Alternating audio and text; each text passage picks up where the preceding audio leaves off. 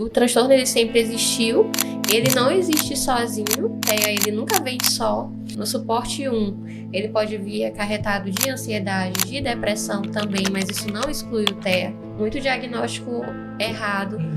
E no nível 3 também vem com várias outras dificuldades, porque é um transtorno do neurodesenvolvimento. Sim. Então, se a pessoa está dentro do TEA, ela provavelmente também está dentro de um quadro de DI, ela provavelmente também vai estar dentro de um quadro de apraxia de fala, ela vai estar dentro de um quadro de rigidez motora, né? Que são sintomas que estão dentro de outros transtornos.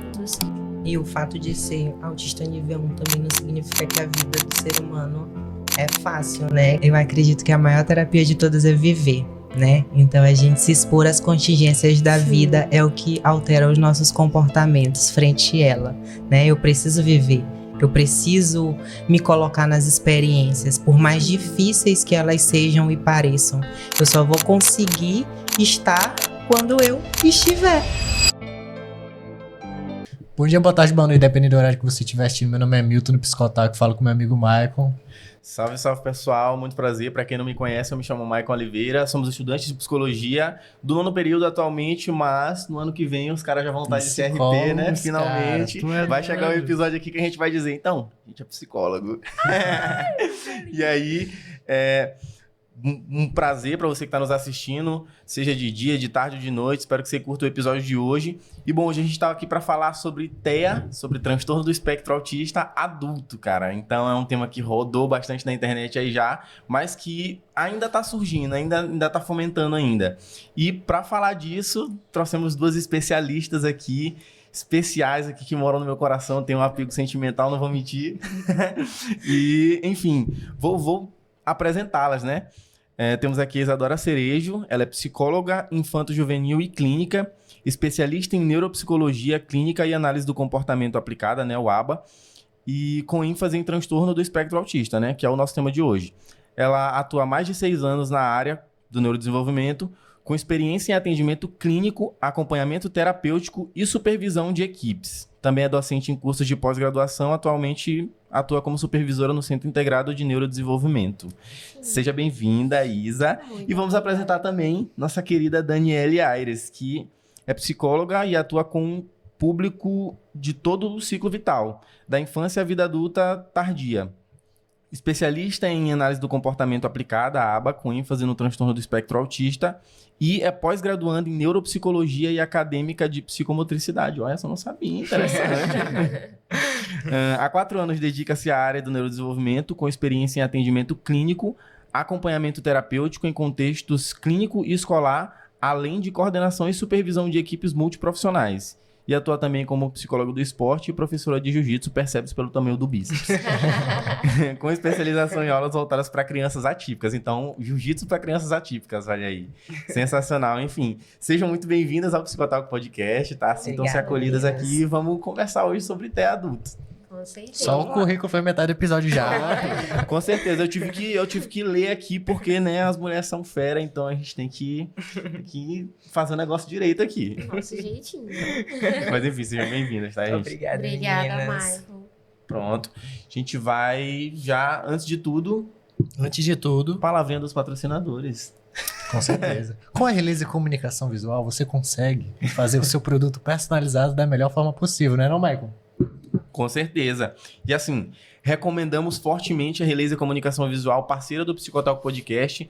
É quem faz isso aqui acontecer junto com a gente, é quem tá trazendo essa maior frequência dos episódios aqui do podcast. Então, se você tem interesse em produzir algum arquivo de MDF, algum produto MDF ou acrílico, um troféuzinho que a gente sempre entrega, mas não vamos entregar hoje, porque mais uma vez deu problemas técnicos. É te culpar aqui de novo, aqui já é te punir.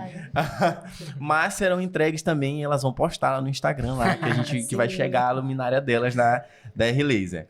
Mas enfim, você que tem interesse, você que procura uma gráfica com atendimento de qualidade e que presta um serviço com responsabilidade, R-Laser Comunicação Visual, parceira do Psicotalk Podcast e nossa mais leal indicação.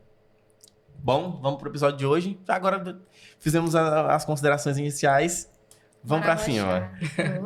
E bom, já que o nosso tema é transtorno do espectro autista em adultos, e a gente vai acabar puxando o assunto também em alguns momentos para crianças também, porque é de onde eu acredito que surgiu a maior parte do assunto, né, na boca do público, vamos usar esse termo, e a gente vai fazer esses resgates. Mas assim, eu queria começar com uma pergunta que é: transtorno do espectro autista em adulto, ele é uma coisa que é meio confusa para as pessoas no sentido de, quando você fala do autista, você fala de um perfil que é muito perceptível na cabeça das pessoas, na maioria das pessoas. Então as pessoas falam, fulano é autista. Logo ela vai pensar em alguns comportamentos estereotipados, em falas repetitivas, aquele tipo de padrão que a gente conhece.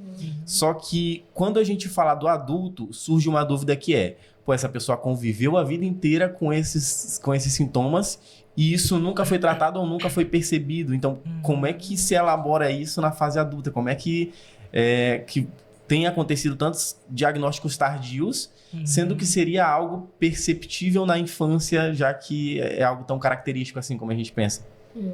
Acho que tem muitos dependes, né? Sempre. Psicólogo é isso.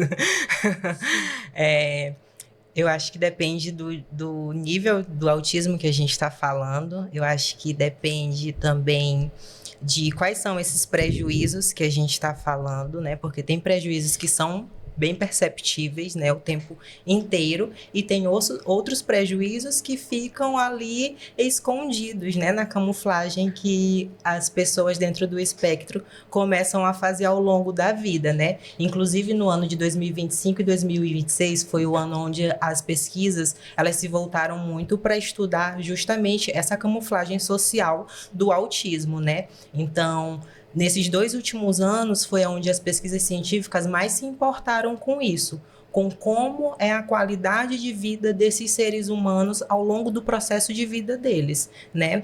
Inclusive, um ponto muito importante para ser destacado dentro desse espaço é o projeto de lei que foi sancionado no ano passado pelo presidente da República, né, de acesso ampliado aos diagnósticos e, inclusive, correções diagnósticas, porque muitas pessoas vieram durante todo esse processo de vida sendo diagnosticadas dentro de diagnósticos errados, né? Como, por exemplo, ansiedade generalizada e depressão, que são 2 tipos de diagnósticos que são muito comuns de serem recebidos por essas pessoas e que aí na vida adulta tardia, muitas das vezes, que vão começar a se perceberem dentro dos sintomas através de, muitas vezes, informações soltas que vão recebendo ou na comunicação social com outras pessoas ou na comunicação tecnológica, né, que é através das informações que vão surgindo na internet. Só que no meio disso também existem vários riscos.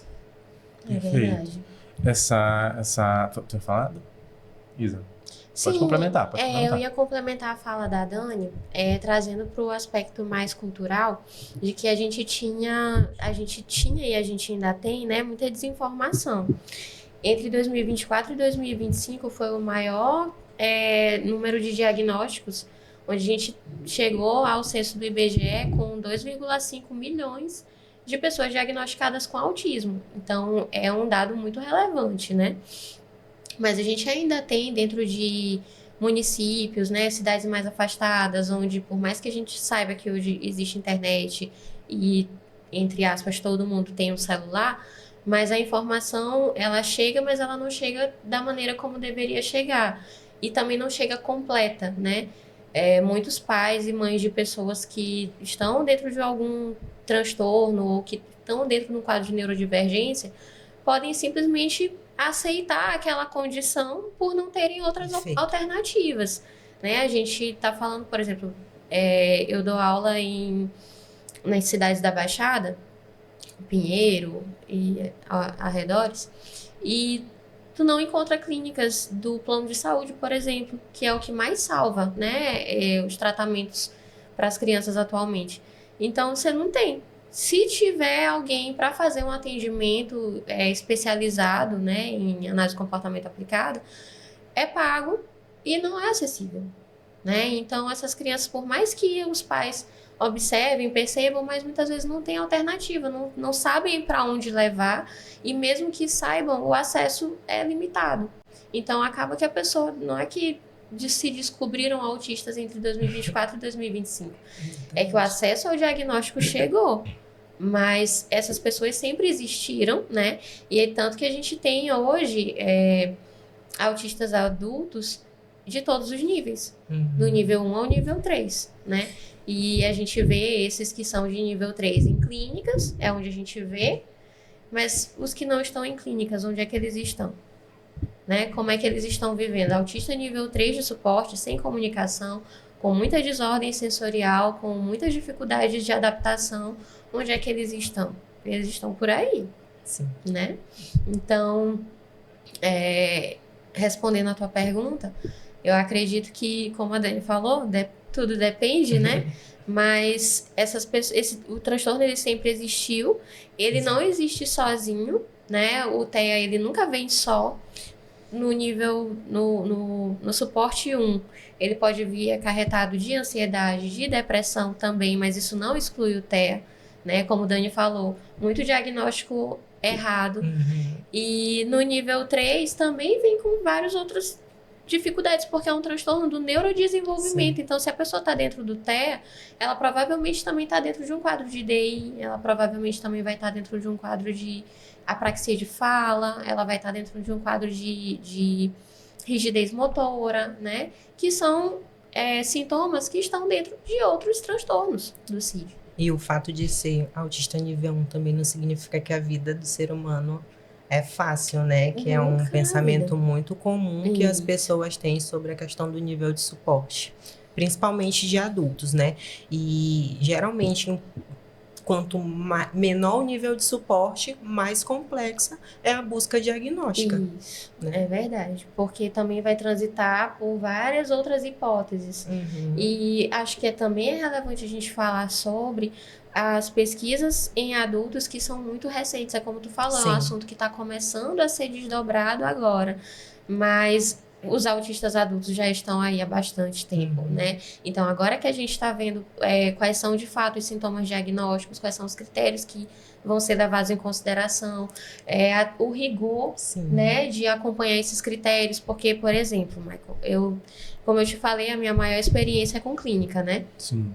Com essas pessoas que estão em busca ali de diagnóstico. E eu acompanhei uma paciente que ela tem todos os sintomas, né, de TEA nível 1, ela tá ali totalmente dentro do quadro, pelo que eu consegui avaliar. Porém, quando ela foi fazer uma avaliação neuropsicológica, um dos critérios que você tem que levar em consideração é a idade em que os sintomas apareceram.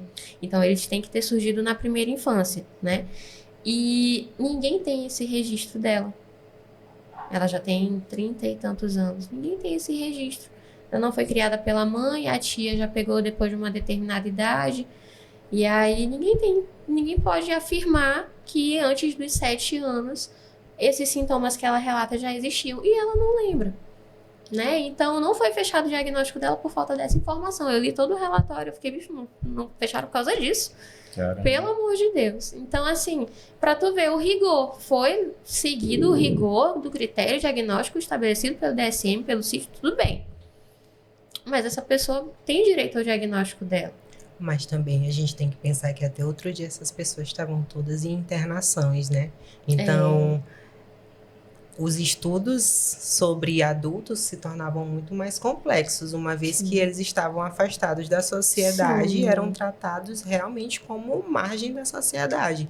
Então, hoje a gente consegue ter esse avanço científico porque hoje essas pessoas estão na sociedade e cada vez mais entendem seus direitos. E essa é a importância de a gente pensar no autismo muito para além só da clínica, né? A gente precisa pensar que a gente precisa de uma sociedade adaptada e não só adaptada, né? Inclusiva, informada, não só informada, mas que também quer fazer, né?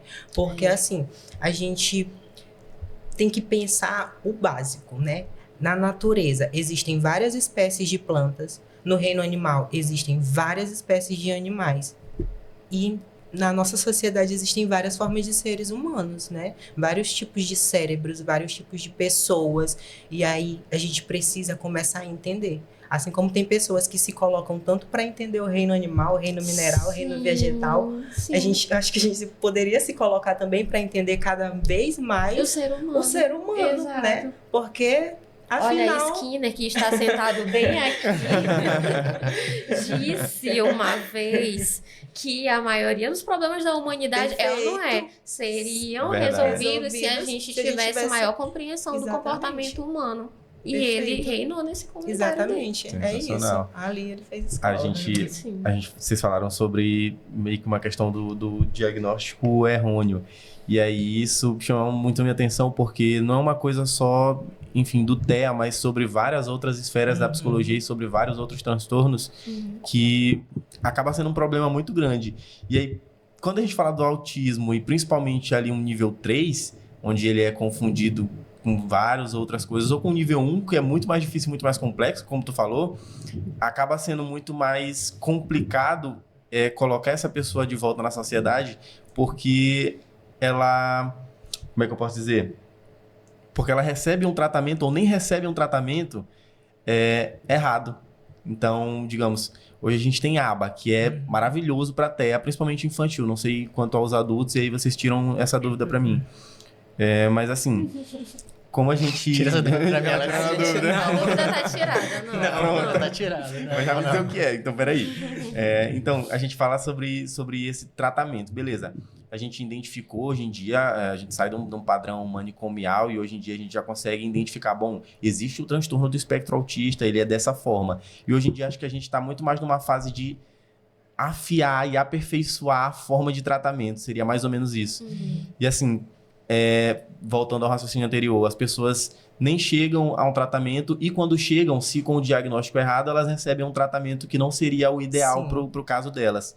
E esse é um problema, porque daí a pessoa está deixando de receber um tratamento e colher frutos que ela poderia, que colocariam ela de volta na sociedade a viver de um modelo mais tranquilo que ela acaba não tendo, né? Sim, com São certeza. muitas Fica restrita a complexidades. qualidade de vida bem aí, né?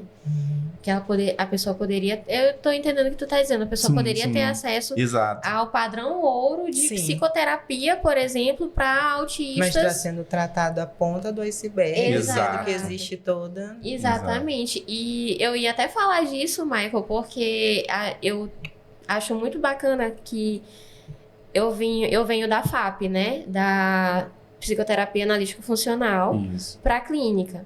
E aí tu disse assim, a aba para adultos funciona ou não funciona? Não, assim, a análise de comportamento aplicada, ela funciona para tudo, é uma Sim, ciência, sim. você pode aplicar no que você todos os quiser. locais. Outro dia eu tava até contando uma história de que eu apliquei aba com um moto Uber que estava andando devagar, eu te contei isso? É super funcional. É super funcional.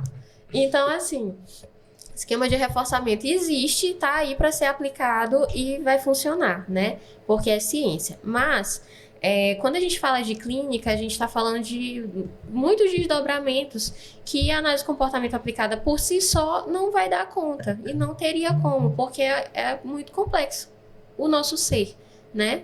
A nossa existência. Então, eu fui em busca da ACT, que é a terapia de aceitação e compromisso, já deve ter ouvido falar. Já. Pois é, ela também é muito recomendada, só que ela ainda não é o padrão ouro considerado. O que é considerado padrão ouro é a TCC, até hoje, para pessoas autistas. Porém, nem todo mundo vai se identificar com essa abordagem, porque existe a rigidez cognitiva no autismo, ele, né... tá presente, e a TCC ela bate um pouco de frente, trazendo estratégias de como buscar a flexibilidade através de atividades, de tarefas, de coisas que a pessoa vai precisar fazer, né? Enquanto a ACT vai falar de aceitação, né? A partir do momento em que eu aceito que eu tenho uma rigidez a respeito de determinada coisa, eu posso ou não me comprometer em mudar aquilo. E isso é muito mais confortável para uma pessoa que tem rigidez cognitiva, porque ela tem opção, né? Então, ela pode escolher, ela não é obrigada a fazer. Então, dentro do que seria o padrão ouro de tratamento, né, de acompanhamento terapêutico para pessoas autistas no nível 1 de suporte até o nível 2, a TCC ainda está em primeiro lugar nas pesquisas, mas eu trabalho com a ACT porque é o que eu de fato acredito que funciona. E dentro dos quadros que eu acompanho, né, dos pacientes que eu avalio. E logo em seguida dela está a FAP, que é a base da análise do comportamento na clínica. Então, assim, não dá para dizer que as comportamentais não são as mais eficazes, elas são. Existem outras formas de acompanhar pessoas autistas, né, no nível 1 de suporte. Sim. Mas, falando de autismo, desde o pequenininho até o adulto, desde o nível 1 até o nível 3, as comportamentais estão na frente. Sim. Né? Então, é isto. Respondendo a tua pergunta, eu a gente aqui com adultos na clínica com análise do comportamento aplicada também. E os meus resultados até aqui, né, são satisfatórios com os meus pacientes. E são processos que têm funcionado de forma bem clara, né? É muito importante que a condução terapêutica seja adequada de acordo com o objetivo. Isso é o mais importante. Sim. O respeito sobre a pessoa, entender ela como pessoa antes de tudo. Antes de qualquer coisa, antes de qualquer pensamento, diagnóstico, eu preciso entender aquela pessoa como ser humano. E aí, as outras coisas, elas vão me agregar. A análise do comportamento vai me agregar, os meus conhecimentos vão me agregar, mas o principal é eu entender aquela pessoa como pessoa. Porque um dos principais pontos do autismo em adultos, eu acredito que seja justamente essa inadequação, né? Esse sentimento de inadequação. Esse sentimento de muitas vezes estar ali perdido no meio de tudo isso e ainda ter que ficar perdido no meio de que terapia escolher também, né?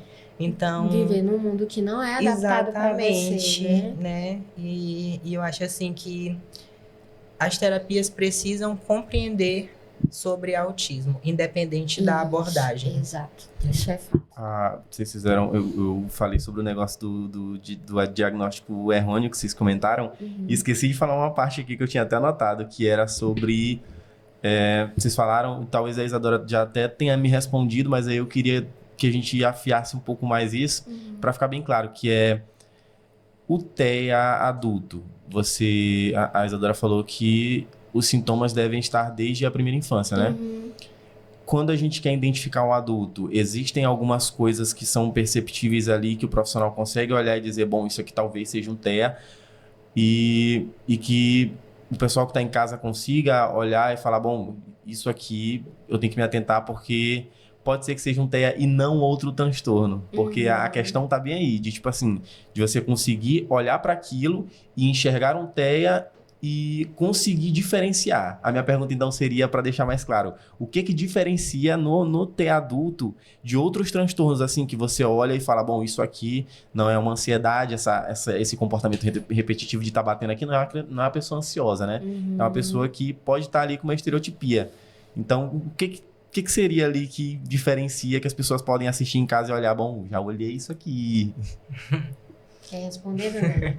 É bom que procure a ajuda de um especialista em primeiro momento, né? Sim. Porque, assim, cada diagnóstico é um diagnóstico, né? Então, existem muitas coisas que podem aparecer dentro de um quadro. Assim como existem pouquíssimas coisas que podem aparecer dentro de um quadro, né? Então, às vezes, a única questão que o sujeito tem é questão, por exemplo, um enclausuramento. Exatamente, né? um enclausuramento. Ou então, O que seria um enclausuramento? Só pode explicar. Né? Tá, vamos.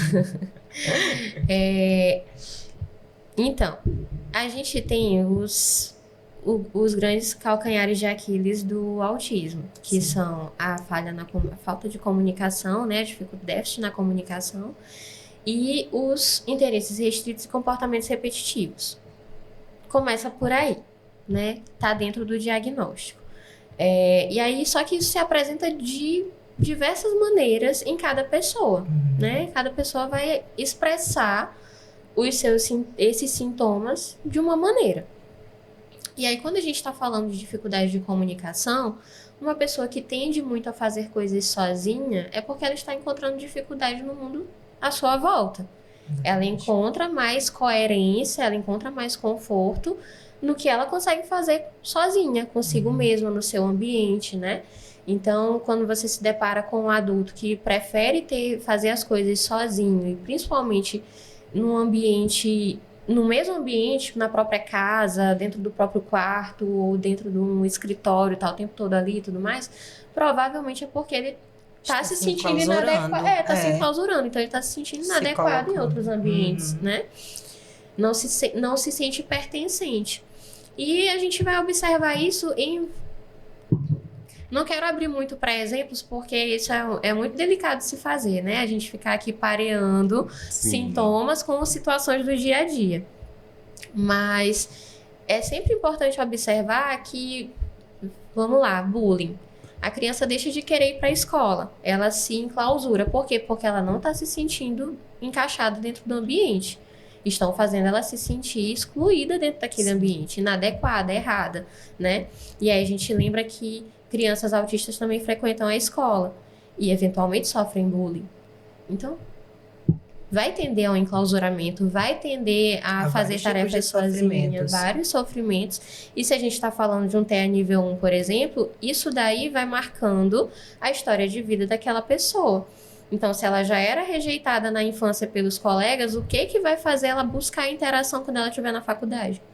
E no trabalho, que ela vai se adaptar a esse ambiente? Porque é importante a gente ressaltar que o ambiente de trabalho é um dos locais onde as pessoas autistas adultas têm maior dificuldade, por vários fatores. Às vezes, até mesmo por serem vistos como superdotados ou como esquisitos. Pelo contrário, por serem subestimados por suas capacidades, né? Então, existem muitas coisas que acontecem aí dentro dessa dinâmica que a gente poderia fazer muito mais do que um podcast Mas de um dia. Tem outras coisas também que dão sinais. Por exemplo, a questão do interesse restrito e dos padrões repetitivos de comportamento. Você pode observar uma pessoa que coleciona muitas coisas. Acumuladores, gente, vocês acham que as pessoas são acumuladoras à toa? Né? Rigidez não cognitiva. São acumuladores à toa, né? Rigidez cognitiva presentíssima. E a gente vê isso nas famílias das pessoas autistas também. Papais e mamães. Eu já ia até tocar nesse ponto, que é o seguinte. Tu quer falar alguma coisa, Paulo? Cara, eu queria comentar um pouquinho sobre isso, porque, por exemplo, tu tinha falado uma coisa a respeito do comportamento em si, porque não adianta, por exemplo, a pessoa ela tá achando que provavelmente ela tem autismo, mas ela não tem a certeza. Mas, querendo ou não, o processo psicoterapêutico, ele já começa no sentido de que você vai tratar querendo o comportamento da pessoa. Então, tu não vai pegar o diagnóstico e tratar o diagnóstico. Sim. Claro que é importante para o autoconhecimento da pessoa. Mas se no processo terapêutico da pessoa que provavelmente tem um nível de autismo, um nível mais leve de suporte, e tá com sofrimento comportamental, às vezes tratar esse sofrimento comportamental enquanto também tá se fazendo o processo de descoberta, ajuda também. Claro. Sim. Em vez de só, às vezes, querer buscar a todo custo. Até porque é parte da análise, analisar a história do sujeito, né? Então é impossível eu fazer um trabalho com alguém que eu não conheço a história. Então dentro da história tá lá os comportamentos familiares, tá lá todo o percurso de vida desse ser humano até a hora que ele se olhou e pensou assim, cara, agora eu tô aqui e preciso entender quem sou eu no mundo e o que é isso que está acontecendo comigo.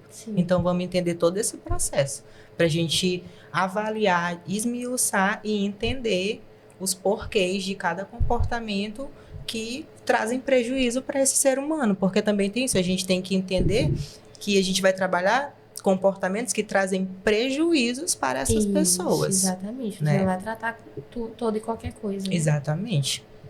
Vocês falaram ainda agora da família e tal, e eu queria puxar um pouco disso, que é o seguinte. O TEA é um transtorno do neurodesenvolvimento, então a gente tem características genéticas muito fortes. Sim.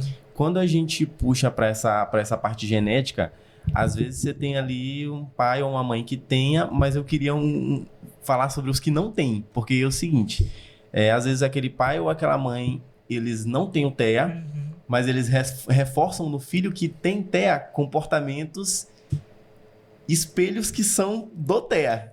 Então, assim, é como se um pai e uma mãe que não têm o transtorno servissem de espelho para o filho que tem comportamentos característicos do transtorno. Sim. Então, como é que funciona Bom, isso? Existe uma Qual a listagem, importância dos pais né? nesse Existe processo? uma listagem aí de alguns marcos que qualquer ser humano atingiria ali uma quantidade de marcos desses comportamentos para estar perto ali dentro de um espectro autista, né? As escalas, Existem né? essas escalas. As Só escalas de que avaliação. os seres humanos que estão diagnosticados dentro é porque eles chegam a um nível, né, lá onde seja compatível o diagnóstico, né? Então todos nós temos alguns comportamentos que são característicos, né? Temos dificuldade muitas das vezes com rotina, né? Temos desregulação emocional muitas das vezes. Só que isso nem sempre vai te configurar uma Desadaptação pessoa. sensorial. Exatamente, uma pessoa Né? que está dentro de um quadro de autismo, né? Então, é bem complexo pensar sobre isso Como é que eu tudo. enxergo? Eu acho que, por exemplo, assim, tem um comportamento lá que é, vamos dizer, normalmente da pessoa, Uhum. que é autista. Mas, porém, contudo, todavia, entretanto, vamos dizer que isso é traços. Uhum. Uhum. O traço das pessoas também vão ter pessoas que não têm. Uhum. Uhum. Só que, para fazer um critério que eu acho que é esse que tu já até trouxe bem no comecinho, como é que vai saber? Só um profissional. Porque não tem como, Exatamente. isso. Pronto, filtrei, joguei no chat, achei. Achei. Não é assim. Exatamente. Só quem consegue é um profissional que tá habilitado, especializado justamente naquilo para conseguir fazer cerne, claro, conseguir fechar. Principalmente uma equipe multidisciplinar, né? Porque Sim. aí vai estar mais completo. Isso. Ainda mais porque a gente está Levantar o falando máximo de dados, um né? espectro, né? E Vai se apresentar mais em algumas áreas do que em outras. e outras, exatamente. Cada ser humano vai apresentar uma gama de fatores totalmente distintos dos outros, né? Então, a gente precisa muito levar isso em consideração, né? Porque é aquela maior questão. As pessoas muitas das vezes tentam enquadrar o autismo. Tipo assim, o autista ele é X, Y e Z em comportamentos. E não é assim, né?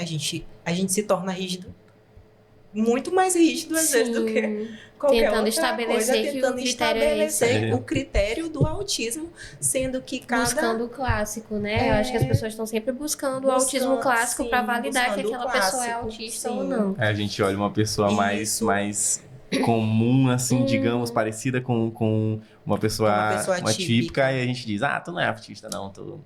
Nossa, A isso gente não. por si só. A gente. A gente não. Porque a gente é profissional A de gente é inclusão. profissional, exatamente. Exato. Mas sim, mas isso. Eu tô dizendo, tô dizendo a galera que, Sim, tô dizendo a as galera que olha pessoas- assim de fora, Sim, use o mas agente que... Isso a maioria acontece fazem muito. isso, Sim, isso sim, ocasiona né? muito sofrimento para quem tá dentro do espectro, porque Exatamente. acaba fazendo as pessoas duvidarem, não irem em busca dos seus direitos, porque não é só você ter um laudo com o CID, né? As pessoas têm direitos resguardados por lei. Então, Sim. se você tem uma dificuldade maior no seu trabalho, na escola, enfim, e você tem direito a uma acessibilidade, é o diagnóstico que vai te dar esse direito, né? exatamente. Então, é legítimo ir buscar Sim. e é totalmente desaprovável que as pessoas não... né, punam essa busca pelo diagnóstico. Tu não é autista. Não, a pessoa está Sim. duvidando se ela... A gente tem acesso à informação, a gente tem internet aí, dá para buscar, dá para ir no psicólogo, dá para tirar dúvida com alguém. Se eu duvido do meu diagnóstico, se eu acho que eu tô dentro de um espectro, eu tenho meu direito, né, de ir em busca. Então, é interessante, sim, que as pessoas busquem seus diagnósticos, porque isso só tem a acarretar em ganhos até para as políticas públicas. Quanto maior a população dentro de uma determinada necessidade, né, dentro de um determinado diagnóstico, maiores os olhares das políticas públicas para esse público, né? Como a gente tem outras comunidades que são minorias e que são cada dia que passa ganham mais visibilidade e que vão tendo acessibilidades garantidas por conta dessa visibilidade. Então, por que não o pessoal autista, né? Por que não os neurodivergentes de maneira geral? Precisa. A gente sai da Sim. lógica manicomial e não dá o suporte adequado. Tem que dar. E já faz muito tempo que a gente vem, né, da Constituição do SUS, já faz muito tempo que a Perfeito. gente vem dessa busca por sair do modelo manicomial. E aí foi direcionada a responsabilidade do cuidado dessas pessoas para as famílias e dado nenhum suporte para as famílias. O que as famílias têm de suporte hoje? Um benefício, um BPC. Isso é o que é isso? Um salário mínimo. Para quê? Para pagar um plano de saúde que às vezes é 3 vezes o valor daquela bolsa.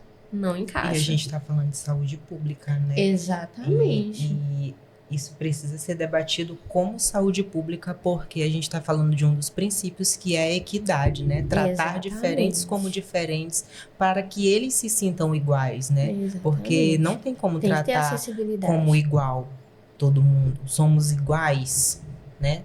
A gente tem que tratar com equidade as pessoas. Exatamente. Prestar atenção nas necessidades que essas e pessoas atender. têm, Isso. para que assim todos possam se sentir com direitos iguais. Isso. Dar o suporte necessário a quem tem a necessidade. Exatamente. Perfeito. E, assim, quando a gente fala sobre TEA adulto, há muita desinformação por parte do público que ainda não entende, enfim, e que não sabe como lidar. Eu queria que vocês deixassem de informação para essa galera o que eu posso fazer como cidadão, ou até como familiar, como, sei lá, primo, irmão, pai ou mãe, que queira contribuir com o desenvolvimento dessa pessoa ou queira pelo menos saber lidar com ela para não piorar as coisas em um cenário de convivência, seja no trabalho, seja na escola, enfim, no ambiente que aquela pessoa frequente e que ela tenha alguém desse transtorno. Quer falar, Daniela? Pode ser. Eu acho que o conhecimento sempre vai ser a maior resposta, né? Buscar informações, assistir vídeos. A gente tem uma gama de informações na internet. A gente tem muitos profissionais bons falando sobre isso. Tem gente tem cursos online. A gente tem muitas ferramentas ao nosso acesso, né? E aí a gente muitas vezes perde muito do nosso tempo em rede social vendo vídeos, né, com dopamina fácil. Então a gente poderia reverter esses momentos para transformá-los em outros momentos também recompensadores, porque eu acredito sempre que aprender a conviver com os outros é algo reforçador. Com certeza. É muito reforçador a gente melhorar as nossas habilidades sociais. Sim. E uma coisa que eu sempre falo é que é impossível a gente ensinar habilidades sociais para pessoas dentro do espectro se nós mesmos não temos habilidades sociais. Então, se eu não tenho empatia, como que eu vou ensinar para alguém ter empatia, né? Então, eu preciso primeiro trabalhar habilidades sociais em mim. Então, eu acredito que habilidades sociais sejam aí a ponta dos estudos para viver melhor em sociedade, né? Ter habilidades de convívio com pessoas diferentes. É verdade. Meu ponto é uma postura inclusiva. Vem de aprender sobre, né? E aí eu tô falando de, por exemplo, você tem uma pessoa autista dentro de casa, você tem uma pessoa autista que é seu aluno na escola, você tem uma pessoa autista que é seu aluno nas artes marciais ou no esporte que pratica, enfim. Então, se você não entende sobre aquilo, é importante buscar. Em primeiro lugar, é importante entender autismo. Como o Dani falou, o psicólogo tem que entender autismo independente da abordagem que ele trabalhe. Porque aí é que ele vai fazer uso da abordagem dele, sim, né? Dentro da forma adequada para aquele paciente que tem algumas necessidades específicas. Mas eu costumo dizer que o que facilita você lidar com uma pessoa neurodivergente é você ter uma postura inclusiva. A inclusão, ela não é uma ação, um gesto, uma coisa que você faz. Ela é uma postura. Sim. É você olhar para uma pessoa que está te dizendo: não consigo segurar esse lápis, não consigo fazer essa atividade, não quero. E ela não vai dizer isso exatamente com essas palavras, porque ela vai ter uma dificuldade, né, na comunicação. Mas ela vai comunicar isso de alguma forma. Para a criança, qual é a forma? A birra. Né? Para o adulto, qual é a forma? Fugas e esquivas. Então, você percebe a pessoa fugindo, se esquivando de estar em ambientes com você com uma grande frequência, entender isso como algo que precisa ser visto com cuidado, sabe? Então, tem pessoas que têm essa desadaptação do processamento sensorial que não aceitam abraço. A gente não pode forçar o abraço com uma pessoa que não se sente bem recebendo abraço, porque isso é dela, né? Existem outras maneiras de eu demonstrar afeto, existem outras maneiras de eu demonstrar que eu quero estar perto, existem outras maneiras de eu cumprimentar essa pessoa que não são com o abraço. Então, validar aquilo que o outro está me dizendo sobre ele, que ele está fazendo esforço, que é pra gente dizer. Sim. Uma coisa que a gente não gosta demanda um certo autoconhecimento, vocês sabem disso. Eu adoro que quando eu trabalhava como tutora na escola, as crianças eram super empáticas com a criança que eu tu acompanhava. E aquilo ali sempre me fazia me refletir muito sobre como crianças podem ser de uma forma Inclusive, e adultos não conseguem, preconceito né? batendo São forte. preconceituosos. Sim. Então, isso é uma prova que o preconceito, ele vai entrando, né, no repertório comportamental das pessoas. Ninguém nasce preconceituoso. Exatamente. Né? É A uma coisa criança- que vai sendo adquirida Isso, no você vai repertório. aprendendo. Exatamente. Crianças conseguem ser... não vamos sentar do lado do coleguinha porque ele não gosta. Você bota a cadeira da criança em outro lugar, ela senta lá e Exatamente. acabou a história. Então, O adulto não é porque que não pode sentar perto dele, o que ele tem, né? Quem que ele é. Preconceito. Então, volto a dizer, inclusão é uma postura. Se alguém precisa de qualquer suporte e eu posso ver isso com os meus olhos ou perceber isso na minha interação com aquela pessoa, a adaptação daquele ambiente sou eu. Sim. E é uma postura que parte das habilidades sociais, né? Total. Mais uma vez. Sim, porque você tem que ter Porque empatia. você tem que ter tem que fazer leitura empatia, do tem que outro. fazer leitura do outro, né? E se é justamente isso que está em déficit no autismo, é justamente isso que eu, enquanto cérebro típico, tenho que ter para ofertar para quem não tem, né? Exatamente. Porque se eu estou julgando alguém que não tem com uma coisa que eu também não tenho, então isso é uma hipocrisia. Exatamente. Fica aí o tapa na cara pra você que julga. Mas é muito necessário, Michael, porque eu e Dani, a gente vem das escolas também, né? De tutoria escolar. E era uma coisa que me causava muito sofrimento, porque a gente é terapeuta, mas a gente se importa, né? Com Não é certeza. porque o vínculo é terapêutico que não tem afeto. Tem, a gente É o que se mais tem. vincula Minha com a- monografia foi sobre isso. Exatamente. A gente se vincula com a criança, né? Ela reforçar, a relação acaba se tornando reforçadora pra gente E também. por isso elas desenvolvem. E por isso Porque elas quanto mais desenvolvem, vínculo porque tiver, quanto mais, é o que eu vivo dizendo, é um vínculo que tem afeto, tem exatamente. troca. Existe um tipo de amor ali, né? Não é o amor como de uma mãe por um filho, não é Mas assim como o da criança crescemos também não quando é. somos vistos, né? Exatamente. Então as crianças, cara, as pessoas não têm o hábito de conversar com criança. Sim. Não tem o hábito de conversar com criança. Michael, como é que eu vou ensinar minha criança a dar bom dia se eu não dou bom dia quando eu entro no lugar? Ela vai passar batido que nem eu. E eu não posso ficar só treinando o bom dia da criança e eu não dou o meu, eu não dou o modelo. Eu tenho que dar bom dia pra criança, né? Então, desde a hora que chegava, já pegava ali, dava o bom dia pra ele, pra mãe e tudo, e um abraço. Bora dar bom dia pra tia aqui, bora ali também e tudo mais. Então, a gente vai fazendo, né? Só que isso era uma pessoa, né? Dentro de um ambiente escolar que é desse tamanho, né? Onde tá todo mundo esperando que o terapeuta vai obrigar a criança a se comportar da maneira como os demais se comportam. Sim. E isso nunca foi inclusão. E é importante também a gente destacar que, enquanto psicólogos que trabalhamos com ABA, estamos dentro, né, de um dos berços científicos de habilidades sociais, porque Zilda Delprete é simplesmente brasileira, né? Exatamente. Então, vamos Exatamente. vamos Então, querer. vamos querer. E aí, esse suporte para essas crianças, ele é em diversos níveis, né? Então, a gente acaba esperando que a nossa ajuda dentro do ambiente escolar, Ou até mesmo quem atende em casa, né? Ainda existe a terapia em domicílio. A gente vai com expectativa de fazer a nossa avaliação, de fazer a nossa proposta de intervenção, de olhar para a criança dentro da necessidade dela e fazer as adaptações possíveis para que eles tenham o maior ganho, né, possível dentro daquela situação.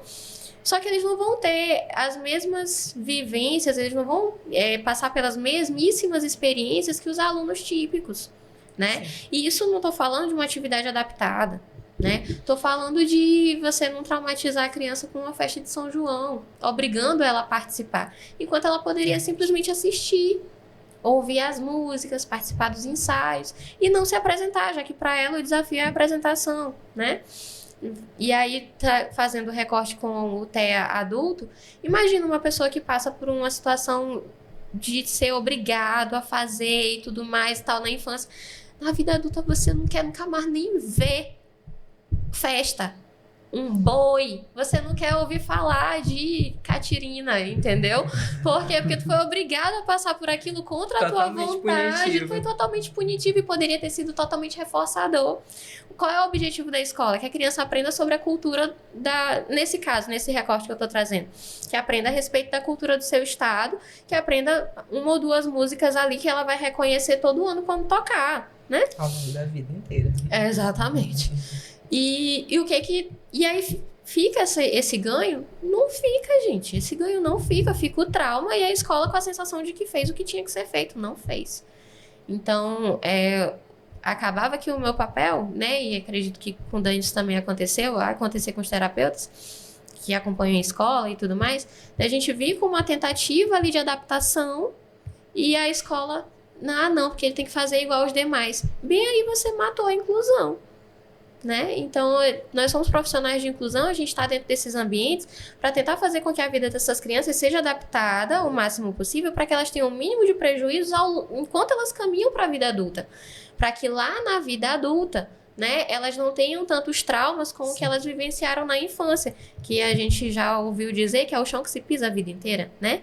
Então, como é que eu vou pisar na festa de São João quando eu tiver 20 anos, se aos 7 eu estava sendo obrigado e me machuquei e me envergonhei e, sabe? Ou fugir da apresentação, né? Então, a gente tenta incluir o máximo que pode, adaptar o máximo que pode, porque a gente acredita que na neuroplasticidade, a gente acredita no desenvolvimento, a gente acredita que esse cérebro hoje não tem condições, mas amanhã ele consegue, né? Porque tá havendo intervenção adequada. Trabalhando e no flexibilidade futuro, psicológica. E no futuro a gente vai conseguir lidar com um adulto o mais funcional possível, mais sensível ao ambiente, mais apto a se relacionar, que é isso que todo mundo quer, não é? Que a pessoa tenha uma vida funcional quando adulta. Começa daqui, né? Da base.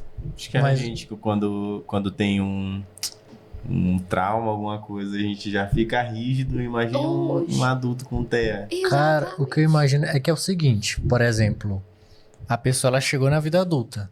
Na criança vai depender muito da criação. Porque, por exemplo, tem aquela criação mais rígida, vai ter aquela criação que não é tão rígida. Sim. Mas quando você chegar na vida adulta, vai ser...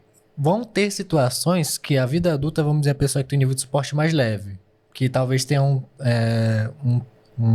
TEA que não foi ainda diagnosticado, está em processo. Mas ele vai ter que cumprir com obrigações, ou seja, ele vai ser obrigado, sim, a ter que interagir com outras pessoas no trabalho. Sim. E esse que eu acho que é a minha pergunta. Como é que seria essa intervenção de uma pessoa que é um nível de suporte assim raso, mas ele já está colhendo os frutos da vida adulta, no sentido de que ele, independente se na infância ou não, foi rígido, agora ele tem que fazer. Só que ele tá tendo essa dificuldade de ter que fazer justamente por causa disso, porque ele tem essa obrigação de dizer talvez ele não tinha. E como é que seria o manejo? O plano terapêutico vai surgir de acordo com a demanda específica que esse paciente vai trazer, né? Como aquilo que eu te falo, que eu trouxe no início. A gente vai fazer uma análise da vida desse sujeito para pensar nas possibilidades de intervenção. Então, não tem como eu pensar na intervenção eficaz antes de compreender toda essa história, como esse sujeito está agindo, quais são os comportamentos interferentes, tudo aquilo que está ali que são os atrás. Então eu desafios que ele preciso, tá exatamente, encontrando, né, no eu ambiente. preciso fazer uma avaliação funcional e uma análise funcional dentro da minha abordagem para me poder começar a elaborar os objetivos terapêuticos dessa intervenção, né? E tudo isso vai ser discutido junto com esse paciente, esses objetivos, porque esses objetivos precisam estar claros. Na minha abordagem, esse paciente ele vai aprender a fazer uma análise funcional do comportamento dele também, né? Para que a gente esteja ali cada vez mais caminhando para esse objetivo que é. Qual é o objetivo? Isso vai depender do cliente. Isso. Ele vai me trazer os objetivos, aquilo que eu falei, né? Eu vou tratar o que ele me traz como prejuízos. O que mais surge, que era exatamente o que tu estava falando, são as dificuldades na interação, social. né, social. E as desadaptações, a questão da rigidez cognitiva é muito presente. E as desadaptações sensoriais também, porque o autista ele cresce, né, sem adaptações. Então a gente vai ter pessoas que têm, vamos lá, em termos de dificuldade na interação, se isso é uma demanda para o paciente, muitas vezes o que acontece? Você percebe um paciente que tem relações disfuncionais dentro do ambiente de trabalho. E isso acarreta em prejuízos para ele. Então, uma pessoa que está dentro do TEA, ela pode ser muito literal, né? E aí ela vai tomar a reação de um ou outro colega como algo que foi diretamente para ela, ou que foi prejudicial e intencional e tudo mais. E aí, quando a gente acompanha, né, e vai fazendo ali a leitura total do caso, a gente percebe que é a percepção da pessoa sobre o que aconteceu, que é assim. Por quê? Porque não tá só ali. Tá ali, tá na relação com um parente, tá na relação com um amigo. O padrão aparece em outros lugares também, né? E aí você percebe que isso é um déficit que está aparecendo ali no trabalho, está causando um prejuízo que ela está vendo com maior evidência. Até porque são comportamentos generalizados. Exatamente. Só que no ambiente de trabalho, não... eu ia usar um exemplo. Eu vou guardar pra mim. Mas assim, as pessoas te percebem sem muito filtro de afeto. Elas olham pra ti e veem o teu comportamento ali nu e cru. Então, se tu tem o hábito de ficar batucando o tempo inteiro, vão perceber, né? Assim como quando você reage de maneira mais temperamental. Eu li essa palavra hoje, eu tinha até esquecido que ela existia. Vou botar no meu vocabulário, né? Eu vou devolver ela pro meu vocabulário. Então, quando você reage de uma maneira mais temperamental e tudo mais, isso fica evidente no teu ambiente de trabalho, porque aquelas pessoas não te conhecem. Elas estão vendo o teu comportamento, né? E vão julgar, claro. E quando isso fica acontecendo várias vezes, vai te prejudicar. Sim. Imagina vocês no ambiente de trabalho reagindo como um leão feroz. Toda vez que alguém chega com uma demanda. E às vezes também as pessoas conseguem perceber certas características e apontar essas características, né? Como forma punitiva. Tipo assim, te zoando, cara, tu é autista? Tu é assim porque tu tem TDAH? Isso de uma forma punitiva, né? Então, existem pessoas que, às vezes, elas, dentro de relacionamentos afetivos, os parceiros punem elas com essas falas. E, às vezes, elas realmente têm esse diagnóstico, só que elas ainda não encontraram. E aí, elas têm um parceiro que pune elas com essas falas e isso, muitas das vezes, fazem elas não buscarem esse diagnóstico, né? Ou criarem até raiva disso, né? Então, isso é uma coisa real. Que afasta também da busca pelo diagnóstico, né? Sim. Mas um outro exemplo de casos, de problemas recorrentes dentro de um ambiente de trabalho como esse, tu falou da rigidez. A pessoa não sabia que era rígida antes, mas agora ela encontra essa dificuldade e ainda assim ela tem que fazer. Sofrimento na certa. É por isso que os maiores dados de evasão de locais de trabalho são de pessoas neurodivergentes, pela dificuldade de se adaptar à rotina do ambiente. Às vezes a pessoa tem a rotina própria dela. Tem gente que diz assim, eu sou muito apegado com rotina. Eu sou uma pessoa que eu posso dizer isso, só apegada com rotina. Quando eu não tô na minha rotina, eu começo a enlouquecer. Mas é a minha rotina. E detalhe, na minha rotina muitas vezes eles estão se afastando desses locais de trabalho com o diagnóstico de burnout. Exatamente. Por quê? Porque o local de trabalho, além de ser difícil, né? Vocês sabem de onde vem a raiz da palavra trabalho, né? Labor. Então, trabalhar é difícil, ponto, né? E viver num mundo que não é adaptado para você é difícil, ponto. E aí você juntou essas duas coisas que são difíceis. Uma pessoa que vive num mundo que não é adaptado para ela está num local que exige dela habilidades e competências que ela não desenvolveu. Sim. Então ela vai... Competências sociais. Sociais, exatamente, que ela vai ter dificuldade, né? Tem pessoas que têm dificuldade de trabalhar sob pressão, né? Não só pessoas que estão no espectro, outras também. E ela não vai se identificar, ela se identifica muito com o que ela vai fazer. Eu vou tabular dados, vou fazer isso, vou fazer aquilo. Mas no momento que ela recebe uma pressão, ela não consegue mais fazer aquilo, né? Então não é algo da função que ela tá, mas tá presente no ambiente de trabalho Sim. que ela tá convivendo. Então, aí a pessoa faz o quê? Vai querer emitir suas fugas. O corpo sente, né? O corpo já começa a adoecer, você acorda e já não quer mais ir trabalhar. E aí vem o diagnóstico de burnout. Mas por quê? Não veio do nada, né? Veio da desadaptação a esse ambiente de trabalho, que por si só já é desafiador. Sim. A gente vai se aproximando do final do episódio, só que eu queria bater em mais um ponto aqui que eu acho importante também, que a gente já falou sobre isso e a gente sabe que o tratamento em si, ele é essencial, assim, para que essas pessoas consigam viver uma vida mais saudável. Só que o que essa pessoa que está assistindo o episódio de hoje e que tem esse diagnóstico fechado consegue fazer além do tratamento? Assim, existe alguma coisa que essa pessoa consegue fazer? E aí eu acho que a gente vai puxar um pouco para Dani, porque eu acredito que o esporte seja um desses caminhos. Sim, daí E vai eu tenho lá. até uma dúvida pessoal, que tu trabalha com jiu-jitsu, né? Como é que para a criança trabalhar, no caso lutar, o Aprender, jiu-jitsu né? e aprender, sendo que muitas vezes elas não gostam do contato físico, tem aquela questão sensorial. Sim. Como é que funciona isso? E, enfim, façam esse filtro mais aberto, né, sobre outros caminhos que podem ser tomados. E aí, Dani, pode puxar um pouco da parte do esporte, que eu sei que ela é fera. Eu acredito que a maior terapia de todas é viver, né? Então a gente se expor às contingências da vida é o que altera os nossos comportamentos frente a ela, né? Eu preciso viver. Eu preciso me colocar nas experiências, por mais difíceis que elas sejam e pareçam. Eu só vou conseguir estar quando eu estiver, né? Eu preciso caminhar para que haja caminho. Eu preciso buscar os caminhos, as ferramentas, me comprometer, como a Isa falou, né? Que dentro do autismo adulto ela trabalha com a terapia de aceitação e compromisso. Então eu preciso me dispor, por mais difícil que isso seja. E eu preciso pensar que primeiro eu mudo o meu comportamento para depois eu mudar o meu pensamento. Então, primeiro eu me coloco. Quantas vezes a gente acorda sem vontade de levantar da cama para ir trabalhar?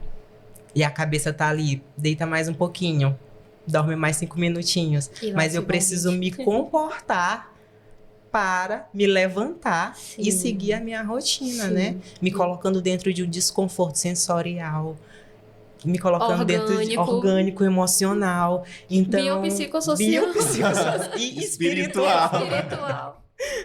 Porque Sim. às vezes é uma batalha espiritual mesmo, fortíssima. Mas a gente precisa se expor às contingências. Então eu acredito que além da terapia, essa seja a maior terapia de todas, né? Se expor à vida, se expor às contingências, né? Porque o nosso espaço de tempo aqui é muito curto. A gente tem 100 anos, às vezes a gente tem nada. Nem isso, às vezes, né? Isso que eu ia te falar, às vezes nem isso, às vezes a gente chega nem isso, mas tem pessoas que chegam a isso, né? Todo dia de carburador, de carro. Tem pessoas e pessoas, né? Tem pessoas que não chegam, tem pessoas que chegam, mas independente de onde eu vou chegar, eu preciso viver minha vida com qualidade. Eu preciso buscar essa qualidade de vida para mim, né? Tanto que, como eu apontei no início, esses últimos 2 anos, é isso que mais se tem estudado na nossa área, a qualidade de vida dessas pessoas, né? E enquanto a tua segunda pergunta sobre a questão do jiu-jitsu, bom, o professor, ele precisa entender sobre jiu-jitsu. sobre jiu-jitsu, não, sobre autismo, né? Ele precisa entender, ele precisa também. Sobre jiu-jitsu também. Mas ele precisa entender como fazer as adaptações, como fazer as aproximações. Graças a Deus, muito bom, eu tenho 2 amigas maravilhosas, que é a Daniele Melônio e a Daniele Alves, que trabalham aqui, uma aqui no Maranhão, né, com o jiu-jitsu. Tem a Flávia Neri também, que trabalha com jiu-jitsu adaptado aqui no nosso estado. E são profissionais de ponta que estão o tempo todo buscando conhecimento, o tempo todo buscando rigor científico dentro da sua prática. E é exatamente isso que o professor de jiu-jitsu ele precisa de rigor científico. Não tem como, a gente vai fazer aba dentro do tatame também. Lá a gente não vai trabalhar outra coisa, né? A gente precisa trazer o aba para dentro do tatame, porque é uma ciência que cabe em todos os lugares. E se eu tô trabalhando com crianças autistas e é isso que eu quero e é isso, nesse lugar que eu tô me colocando, eu preciso me adaptar a fazer o trabalho como ele deve ser feito, né? Então, assim, no ano passado eu trabalhei uma adaptação, uma aproximação de uma criança com o kimono e deu super certo, porque a gente usou ficha de economia, a gente foi fazendo adaptação, aproximação. Nos primeiros treinos ele não ia de kimono, ele ia vestido de super-herói, porque era o que ele gostava, era reforçador para ele, e eu jamais ia tirar esse direito dele de se sentir bem dentro do ambiente com a roupa que ele queria estar, né? Então a gente foi aproximando essa criança do tatame de diversas formas. Ele gostava de futebol, a gente jogava futebol com ele dentro do tatame, a gente botava as outras crianças para jogar futebol com ele dentro do tatame. Então existiu todo um processo de humanização, né? Porque é aquilo que eu estava falando, eu preciso entender quem essa criança é, o que ela gosta, eu preciso entender esse ser humano para mim poder fazer a adaptação dele. E aí depois de um tempo tudo isso foi sendo esvaziado, não se houve mais jogo de bola dentro do tatame.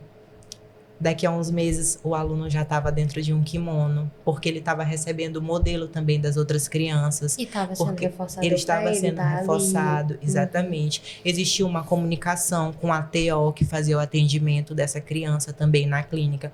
Então, a gente sempre está fazendo um trabalho multidisciplinar. É importante que o professor, ele entenda isso, né? Isso é uma coisa muito séria, eu considero muito séria a prática de professores com crianças autistas, né? Até porque várias vezes dentro da minha prática eu precisei elaborar documentos psicológicos para descrever como estavam os comportamentos dessas crianças dentro do ambiente de treino. E isso é importante porque essa clínica precisa receber também um feedback, essa escola, essa clínica. Todos esses outros lugares que esses seres humanos estão, precisam estar em comunicação, né? Para que esse trabalho seja feito da forma correta. Então, eu acredito que seja sempre isso. Precisa existir comunicação multidisciplinar. É o principal ponto. É verdade. Perfeito. Quer acrescentar alguma coisa, Isa? Menino, eu tava tentando lembrar do começo dessa pergunta. É sobre outras coisas que se podem fazer para agregar na vida. Eu ia replicar a resposta de Dani, porque a gente tem o hábito de dizer, vai viver experiência, né, amiga? E, de fato, é isso.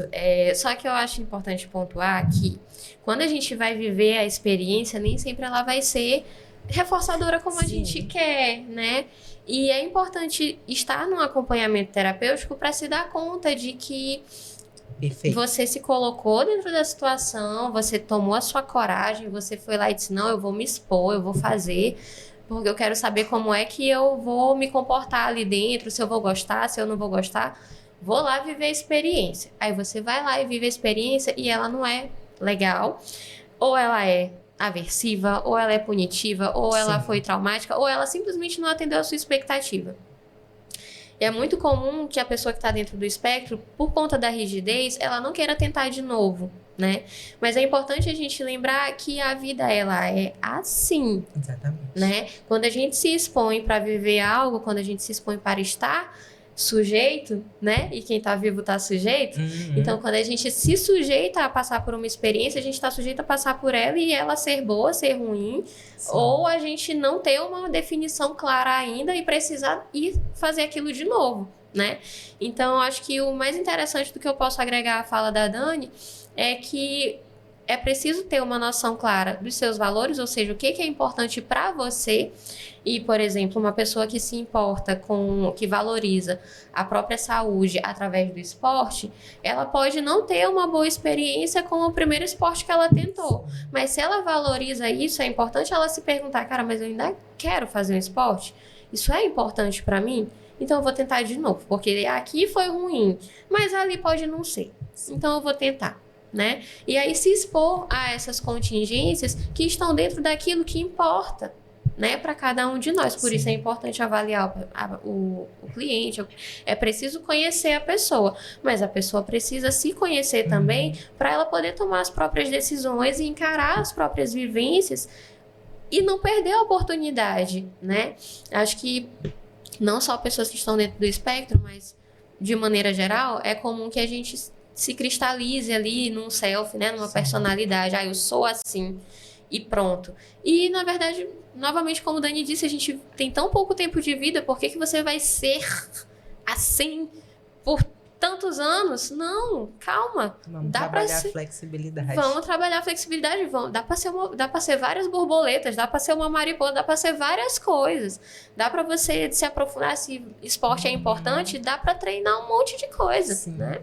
Então, assim, enfim, eu acho que, novamente, a experiência, o autoconhecimento e o alinhamento com os nossos valores, né, que vão mostrar esse caminho para a gente se expor a essas contingências. Isso é válido para nós e é válido para quem está no espectro também. Sim, acho que o esporte também vai entrando como meio que uma obrigação para todo mundo em algum momento da vida, né? Tá vendo, Então, Luxo do mínimo. vocês estão perdendo o músculo, galera. Pronto. Bora viver mais um pouquinho para chegar nos 100 que tu falou, a gente tem que fazer esporte, né? Tem que ter uma vida aí. Bora ter reserva muscular. Já temos muitas contingências difíceis aí na vida. Bom, a gente vai se aproximando do final agora. De fato, eu fiz a pergunta que eu queria. Acho que a gente conseguiu conversar bastante coisa. Algumas coisas ainda ficam ali pendentes, mas a gente pode gravar outro no futuro, não tem problema. São muitos assuntos. Eu queria que vocês deixassem agora, né, já é de tradição aqui do Psicotalk Podcast, que os convidados venham e indiquem livros, seja para os acadêmicos que têm interesse no tema que foi debatido hoje, ou para pessoas que simplesmente se identificaram com o tema, que tem pessoas com transtorno em suas vidas, ou a própria pessoa, e queira saber um pouco mais, queira uma indicação de profissionais que elas acompanharam aqui hoje e que criaram aquela confiança para aceitar indicações. Então, queria pedir de Isa e Dani indicações literárias, livros, enfim, artigos, que vocês quiserem. Eu vou indicar alguns canais, né? Tem o canal do Lunaba, que eu acredito que seja um canal muito rico em informação sobre o espectro, né? Os artigos, a gente tem muitos artigos científicos, eu acho que vai na RBTCC. Vai na RBTCC, vai no Psico, dá uma pesquisada lá sobre o tema. A gente tem muitos assuntos sendo discutidos. Indico muito os livros da Zilda Delprete, né? Que falam sobre habilidades sociais, dá para entender bastante sobre essa parte e sobre essa dificuldade que é mais comumente encontrada dentro da vida adulta, né? E a Isa pode fazer suas contribuições também. Bom, eu trouxe 2 indicações, uma para acadêmicos e outra para pessoas que têm alguém autista na família ou que são, né, que estão dentro do espectro. O autismo ao longo da vida, que é para pessoas que querem se entender como é o processo, né, de se entender como pessoa autista, as formas de vivências e como que isso se apresenta ao longo da vida. E o outro é o autismo na vida adulta, que é um guia multidisciplinar. Então, isso pode ser livro de cabeceira para todos os profissionais, não só da psicologia, mas principalmente de outras áreas que vêm trabalhar, né, com pessoas TEA e não estão aproximadas, não têm afinidade com o tema. E aí acabam não conseguindo fazer o seu atendimento de maneira inclusiva, né, como deveriam. Mas para pessoas TEA, de maneira geral, que estão ali, estão dentro do espectro, estão dentro de um nível de suporte mais leve e percebem dificuldades nas suas relações, sejam de trabalho, seja de relacionamentos amorosos, eu cito os livros escritos por psicólogos. Sim. Então, os livros da Ana Su e da Regina Navarro, né, são pessoas que estão escrevendo sobre relações entre pessoas, em formas de se relacionar, né? Então, por mais que a leitura, ela sirva também para a gente se perceber no mundo, mas ela também ajuda a pessoa que está dentro do espectro a perceber como é que o mundo está.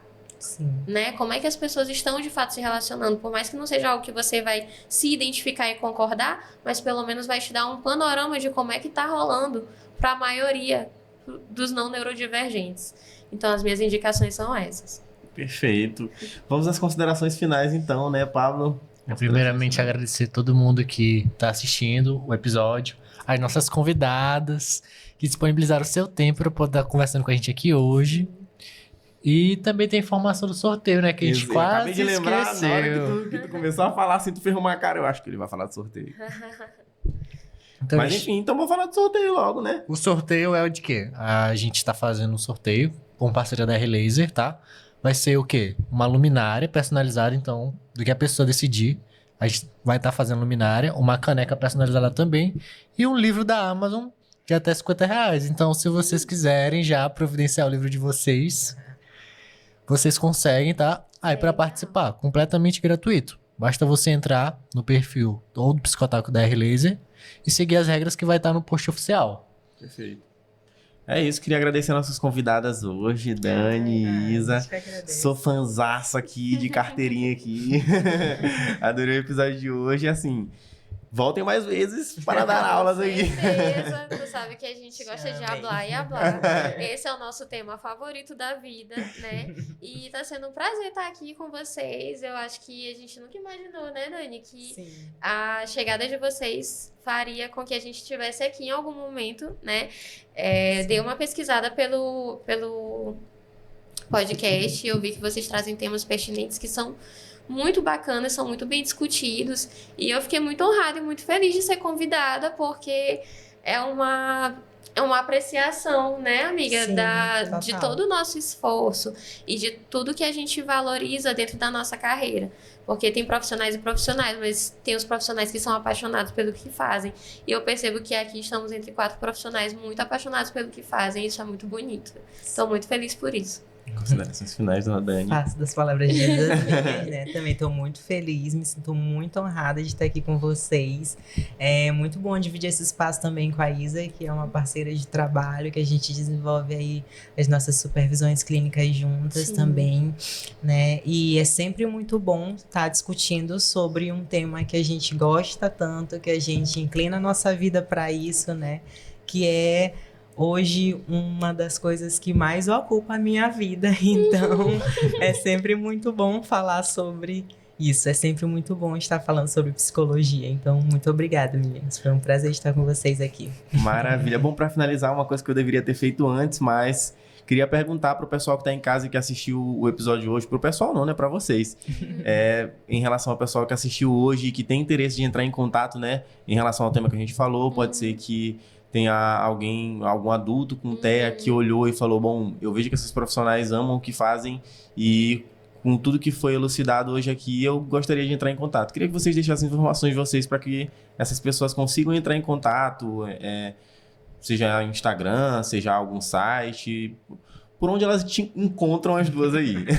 Me acha no @psi.isadoracerejo. Aí lá tem o linkzinho na bio com o meu contato, com alguns materiais que eu já deixo prontinhos ali para famílias e tudo mais. Tem algumas coisas no meu link, né? Dentre elas o acesso pro meu WhatsApp. Então é só mandar um oi que a gente já pode estar se comunicando para ver uma avaliação, uma psicoterapia. Eu faço de tudo com essa psicologia. Pronto. O meu Instagram é Dani Aires Psi, Dani com Y no final. É só procurar lá também, a mesma coisa. Estou lá disponível para os contatos. Pronto. Bom, esse foi o... Agora, dessa vez eu anotei, ó. Esse foi o 15º. 16º. Droga. Eita. É porque eu falei que eu anotei, eu falei que eu anotei, depois eu vi que eu apaguei. Mas enfim, esse foi o 16º episódio do Psicotalk Podcast, ó. Não é? Errando o nome do meu podcast. Do nosso. Nossa. Ah, tá. Eu pensei. Errando o nome do podcast aqui, esse foi o 16º episódio do Psicotalk Podcast. Espero que você tenha gostado do episódio de hoje. No mais, as informações para contato delas estarão na bio do nosso vídeo.